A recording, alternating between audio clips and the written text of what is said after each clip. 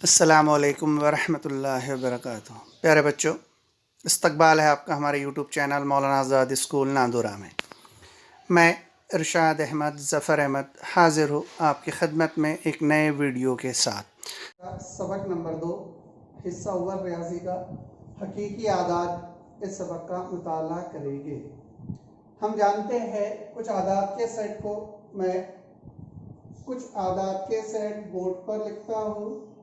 पहला आदात 1 2 3 dot dot dot, ये पहला सेट है।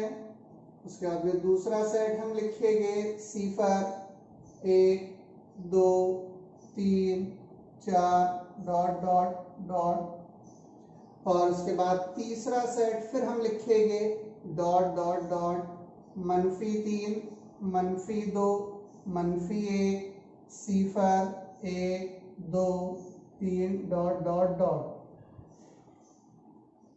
ये कुछ आदात के सेट बोर्ड पर लिखे हुए हैं। अगर हम पहले आदात के सेट पर गौर करें तो इसे कहा जाता है तबई आदात, नेचुरल नंबर। गिनती के आदात को हम तबई आदात कहते हैं।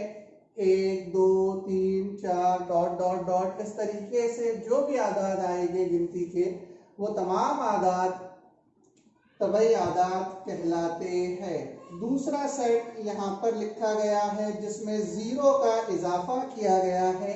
अगर हम तबई आदात के सेट में सिफर मिला दे तो हासिल होने वाला सेट मुकम्मल आदात का सेट कहलाता है और इसे W से जाहिर करते हैं। तीसरा सेट, ये जो मुकम्मल आदात थे सिफर 1 2 3, उनमें हमने मनफी आदात का भी इजाफा कर दिया। ये डॉट डॉट का मतलब ये है कि ये आदात कहाँ से शुरू हो रहे हमें पता नहीं और आगे कहाँ पर ख़त्म हो गए वो भी पता नहीं। अगर हम मुकम्मल आदात में मनफी आदात को मिला दे तो जो सेट हासिल होता है उस सेट को कहा जाता है सही आदात का सेट और उसे कैपिटल आई से जाहिर किया जाता है, आई फॉर इंटीजर्स। तो ये तीन आदात जो बेसिक थे इससे पहले के, ये हमें पता था। अगला अदद है नातिक अदद, रैशनल नंबर, जिसे कहा जाता है ऐसे आदात जिन्हें P बटे Q की सूरत में लिखा जाए और Q गैर मसावी हो सिफर, उन तमाम आदात को हम नातिक आदात कहते हैं। कंडीशन ये है कि जो P बटे Q है, जिस आदात को हम कसर की सूरत में लिखेंगे तो ये जो नसब नुमा में है Q, ये कभी भी सिफर नहीं होना चाहिए। अगर नसब नुमा सिफर हो जाए तो जो कीमत होती है वो नाकाबिले तारीफ होती है। अगर शुमार कुनिंदा में सिफर आ जाए यानी P की वैल्यू सिफर हो जाए 0 तो वो अदद नातिक अदद होगा, लेकिन अगर नसब नुमा सिफर हो जाए तो वो अदद नातिक अदद नहीं होता। मुश्किल सेट 2.1। सवाल नंबर 1, दर्ज झैल में से कौन से नातिक आदात की कसरे अशारिया की सूरत मुतवाली है और कौन से आदात की कसरे अशारिया की सूरत गैर मुतवाली गैर मुख्ततिम है, लिखिए। ये मुतवाली और गैर मुतवाली, मुतवाली उसे कहते हैं जहां पर तकसीम का अमल मुकम्मल हो जाता है, उसे हम कहेंगे मुतवाली, और जहां पर तकसीम का अमल मुकम्मल नहीं होता उसे कहते हैं गैर मुतवाली गैर मुख्ततिम। अब 3 सवाल है एक्सरसाइज में, 5 थे, 2 इस साल के लिए हदफ कर लिए गए हैं। पहला सवाल 13/5, दूसरा 2/11, तीसरा 29/16। तो हमें पहचानना है इनमें कौन मुतवाली है और कौन से गैर मुतवाली गैर मुख्ततिम है। तो हम अगर नसब नुमा पर गौर करें तो उन आदात को हम आसानी से पहचान लेते। ऐसे आदात जिनके नसब नुमा में 2 या 5 या उनके अगर हम अज्जाए ज़र भी करें तो उसमें 2 और 5 अगर हासिल हो जाए तो वो आदात मुतवाली आदात होते हैं। तो यहाँ पर पहली कसर है 13/5, तो हम लिखेंगे कि ये मुतवाली सूरत है इसकी। क्यों? क्योंकि नसबनुमा में 5 है, ये 11 है। 11 के अगर हम अज्जाए ज़रबी करें तो इसमें ना 2 आता है ना 5 आता है मुफर्रद अज्जाए ज़रबी में, इसलिए ये हो जाएगा गैर मुतवाली गैर मुख्ततिम। फिर यहाँ पर है 16। अगर हम 16 के अज्जाए ज़रबी करते हैं तो होता है 2 ज़रब 8, फिर यहाँ पर ये 2 आ गया, इसलिए ये तकसीम भी मुकम्मल हो जाएगी। 29 को अगर हम 16 से तकसीम करें तो तकसीम का अमल मुकम्मल हो जाता है, और जहाँ तकसीम का अमल मुकम्मल होता है उसे कहते हैं मुतवाली सूरत। तो ये 3 सवाल हमारे सिलेबस में है, जिसमें से पहला और तीसरा मुतवाली सूरत है, दूसरा गैर मुतवाली गैर मुख्ततिम सूरत है। बस इतना याद रखें आप कि मुतवाली सूरत में कसर अशरिया तकसीम का अमल मुकम्मल हो जाता है, और गैर मुतवाली सूरत में तकसीम का अमल रिपीट होता है जो कभी कंप्लीट नहीं होता। और दूसरी चीज़ ये कि अगर नसबनुमा को हम देखें तो नसबनुमा में 2 या 5 लिखा हुआ हो, या अगर उसके मुफर्रद अज्जाए ज़रबी में कहीं पर भी 2 और 5 एक जो ज़रबी हो जाए तो वो तमाम आदाद, वो तमाम नसबनुमा मुतवाली सूरत को जाहिर करते हैं। दूसरा सवाल मैंने छोड़ दिया, उसमें भी 5 सवाल है। 5 में से पहले 3 हमारे निसाब में है और अपने चौथा और 5वां हदफ कर लिया गया है, उसमें आपको तकसीम करना है सिर्फ। यहाँ पर ये तीसरा सवाल है, इसमें भी 5 है लेकिन 3 ही हमारे सिलेबस में है, 2 हदफ कर लिए गए हैं इस साल के लिए। तो सवाल है कि दर्ज है नातिक आदाद को P/Q की सूरत में लिखिए। 2 सवाल मैंने बोर्ड पर लिखा, जिसमें से पहला सवाल है 0.66 के ऊपर डॉट। इस डॉट का मतलब ये है कि ये जो सूरत है ये गैर मुतवाली गैर मुख्ततिम है, ये 6 बार बार आने वाला है, रिपीट होने वाला है। यहाँ पर अशारिया के बाद में एक अदद है, इसलिए इसे फर्ज करेंगे। फर्ज किया x बराबर 0.6, इसे हमने x फर्ज कर लिए। अब इसको 0.6 का मतलब होता है 0.66666, हम जितनी बार लिखना चाहे उतनी बार लिख सकते हैं।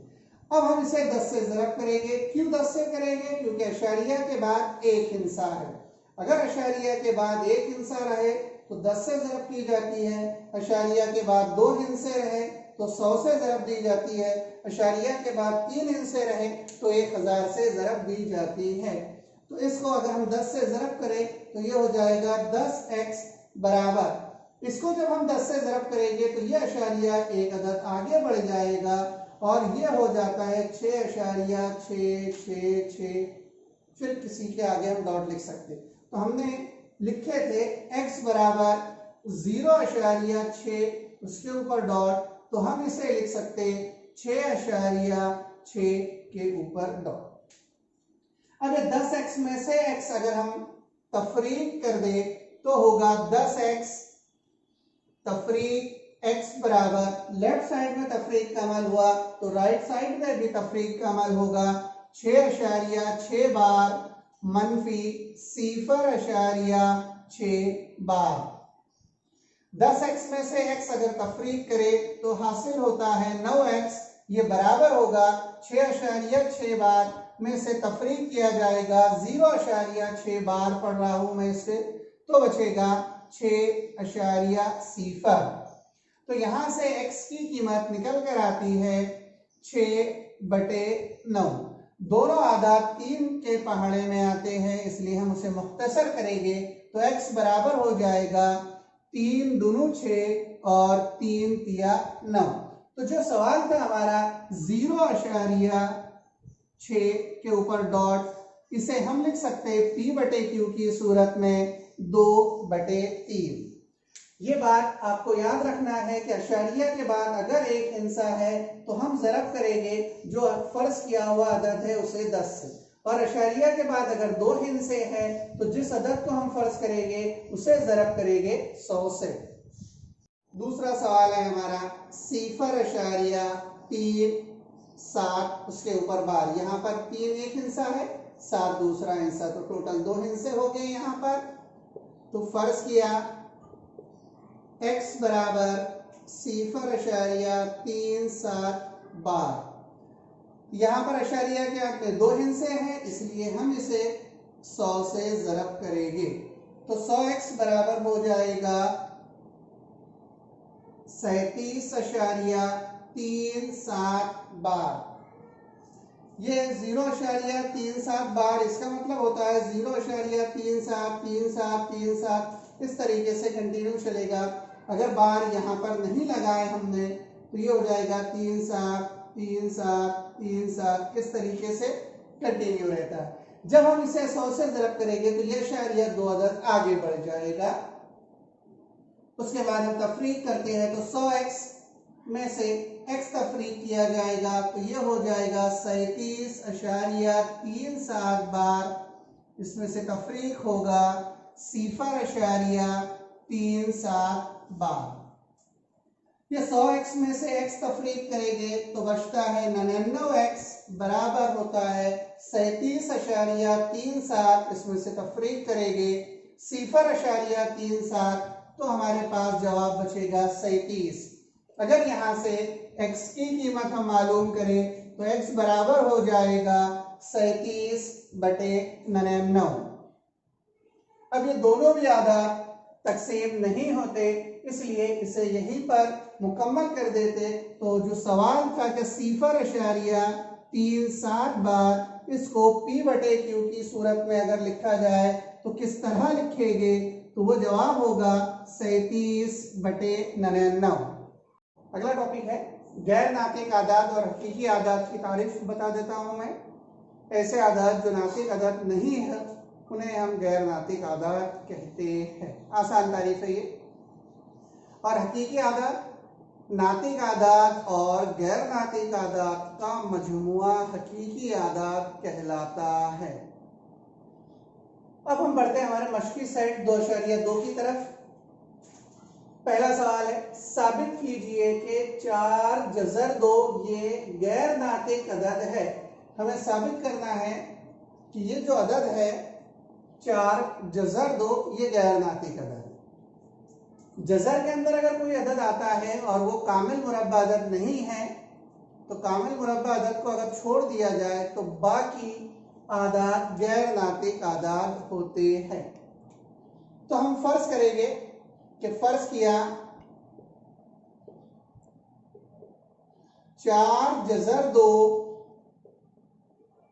नातिक अदद है। अगर ये नातिक अदद है तो इसे हम कसर अशारिया की सूरत में लिख सकते हैं। तो ये 4 जज़र 2 ये बराबर हो जाएगा a/b की, क्योंकि कोई भी नातिक अदद को हम p/q की सूरत में लिख सकते। और कंडीशन ये है कि नसब नुमा किसी का सिफर नहीं हो सकता। तो यहाँ पर इसका नसब नुमा जो b है ये भी सिफर नहीं होगा। यहाँ पर ये जो a और b है ये दोनों भी हकीकी आदाद है। इसके बाद अगर हम यहाँ से जज़र 2 की कीमत मालूम करें तो जज़र 2 ये 4 यहाँ से हटेगा तो यहाँ से हटने के बाद यहाँ पर नसब नुमा में आ जाएगा। तो जज़र 2 ये बराबर हो जाएगा a/4b।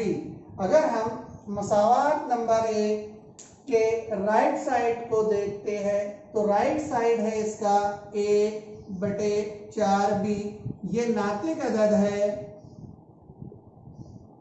और अगर इसी मसावात की हम लेफ्ट साइड को देखते हैं तो लेफ्ट साइड में लिखा है जज़र 2 और ये गैर नातिक अदद है। जज़र 2 ये गैर नातिक अदद, राइट साइड a/4b ये नातिक अदद। इसका मतलब ये हुआ कि मसावात नंबर 1 का राइट साइड नातिक अदद और मसावात नंबर 1 का लेफ्ट साइड गैर नातिक अदद। ये पॉसिबल ही नहीं है। ये तजाद इसलिए आया है क्योंकि हमने फर्ज किए थे कि 4 जज़र 2 नातिक अदद है, इसलिए जो हमने फर्ज किए थे वो गलत है। इसलिए यहाँ पर ये 4 जज़र 2 एक गैर नातिक अदद है। सवाल नंबर 4, झैल में दिए हुए आदाद के दरमियान कोई भी तीन नातिक आदाद लिखिए। कोई भी तीन नातिक आदाद हमें इन चारों सवाल के दरमियान लिखना है। बहुत आसान क्वेश्चन है, मैं समझा दे रहा हूं, आपने घर पे कर लेना। 0.3 और -0.5 पहला सवाल, -2.3 और -2.33 दूसरा सवाल, तीसरा है 5.2 और 5.3, चौथा सवाल है -4.5 और -4.6। बेशुमार बहुत सारे आदाद हैं, इनके दरमियान नातिक आदाद, हमें सिर्फ 3 लिखना है। अगर हम पहली मिसाल लें तो ये मस्बत 0.3 है और ये -0.5 है। -0.5 मस्बत 0.3, इनके दरमियान बहुत सारे आदाद है, जिसमें से एक अदद हो जाएगा -0.4, -0.2, -0.1, मस्बत 0.1, मस्बत 0.2। इस तरीके के बहुत सारे आदाद इनके दरमियान हो गए। कोई भी तीन आदाद आप लिख सकते हैं। आप बोलेंगे अब तीसरे सवाल की तरफ अगर हम बढ़े तो 5.2 और 5.3